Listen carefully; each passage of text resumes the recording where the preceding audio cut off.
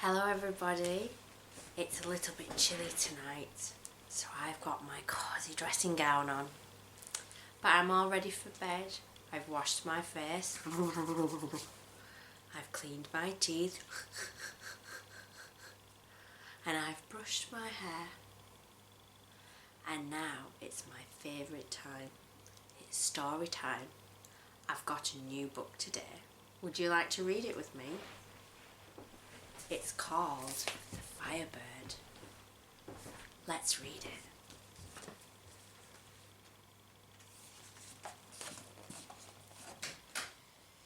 There once was a king who lived in a splendid palace with beautiful gardens. There were graceful trees and sweet-scented flowers, sparkling fountains and singing birds. In the heart of the garden was an orchard, hidden behind a high stone wall. Here were the king's most precious trees, with blossoms of diamonds, rubies and pearls. Right in the middle stood an apple tree, and every year it bore apples of pure gold. One morning the king was horrified to see that one of the golden apples was missing. "Who dares to steal from me?" he roared. The next night another apple was taken, then another and another. "I will catch the thief," promised the king's son, Prince Ivan. All night long he waited until at last he saw a beautiful fiery bird circling the orchard on delicate wings. As she snatched at an apple, Ivan seized her long tail, but she struggled free, and Ivan was left clutching a single feather. The king heard Ivan's story in amazement. His eyes gleamed when he saw the feather. "Bring me this Firebird," he commanded. Prince Ivan set out, riding deep into the snowy forests, with the Firebird's feather tucked under his cloak. Go back," moaned the north wind, "or the wolves will eat you." Suddenly a great silver wolf sprang at the prince's horse.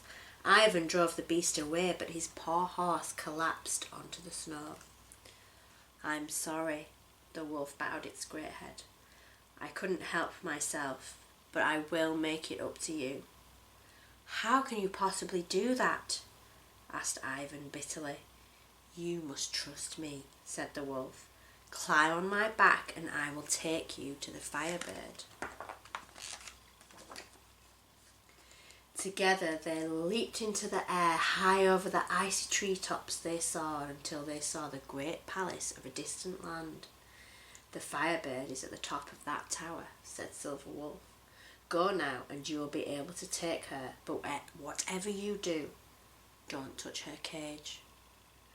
In the tower room the Firebird shone bright as the sun.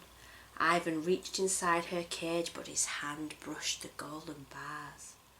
The Firebird screeched and the palace guards rushed in. Ivan was dragged before the king to explain himself. "Well then, I will let you have the Firebird," said the king at last, "if you will bring me the winged horse of power."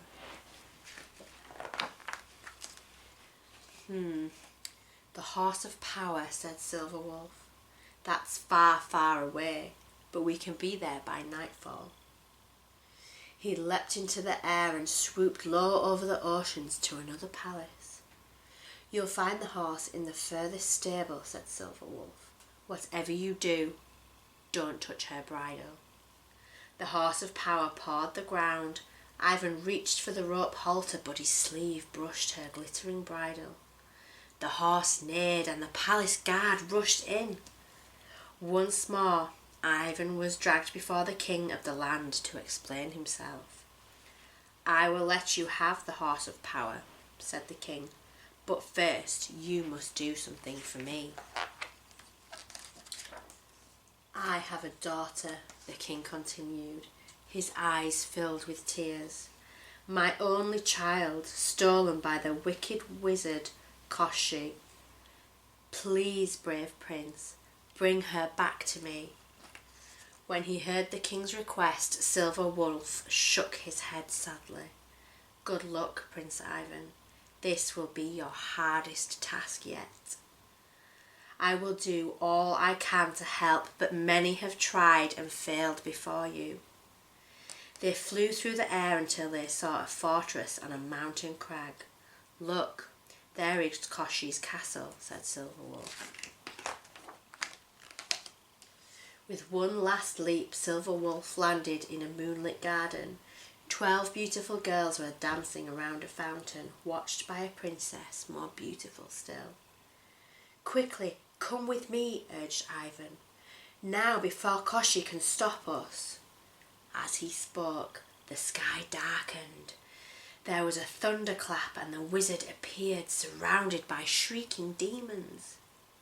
"Too late," he snarled. "You will never defeat me until you find my soul, and before you find my soul, I will turn you to stone."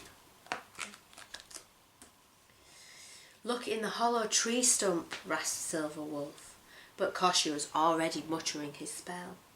Numbness and horror seeped through Ivan's body. His legs grew heavy and cold and his arms grew stiff as the spell took effect. Then the Firebird's feather fluttered down to his feet, and the stone melted from them like frost in the sun. Silver Wolf leapt at Koshi, clawing aside the howling demons. Ivan ran to the tree stump and pulled out a box. Inside was a gleaming golden egg. Ivan gasped. This must be Koshi's soul. As Koshi battled with Silver Wolf, Ivan flung the egg to the ground, where it smashed into 1,000 pieces. There was a scream of fury and then silence. The wizard and his demons had vanished. "At last he's gone," breathed the princess. Ivan looked around, hardly believing his eyes. Then they heard a rumbling and a roaring, and the castle came crashing to the ground. "Come," said Silver Wolf. "It's time for you both to go home." The princess and her father wept for joy to see each other again. Then the princess took Ivan's hand. "Father," she began. "Ah, I understand," said the king.